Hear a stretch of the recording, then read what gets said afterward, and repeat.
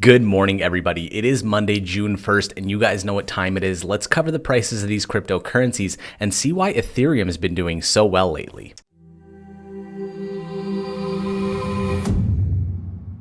If you guys are new here, welcome to the channel. My name is Artie with CoinCasso, and this channel is all about cryptocurrencies. We do cryptocurrency knowledge, daily price updates, and daily news videos. So if you like what you see, consider subscribing and ticking that notification bell to get notified every time we upload a new video. If you've been watching the cryptocurrency market lately, you've seen that Ethereum has actually outperformed Bitcoin in percentages gained over the last 4 days. Currently, Bitcoin is nice and steady over the last 24 hours at $9,539. Down 0.6% from yesterday. Ethereum also flattened out, down 0.3% at $238.90. And EOS completely flat over the last 24 hours at $2.71. Litecoin doing the worst, down 1% at $46.16. Let's take a closer look at Ethereum and see exactly what it did over the last week. You can see here that up until Thursday afternoon, it was basically matching exactly what Bitcoin was doing, staying below that $210 mark. Then late Thursday, early Friday, it spiked up just like Bitcoin did, but gained far more percentage up to $222. Then again Saturday afternoon, reaching its max at $245.76. The market rejected that price and it has been sitting at about $230 ever since. Now let's take it out a little further and look at the 3-month chart. As you can see here, it was at $240.49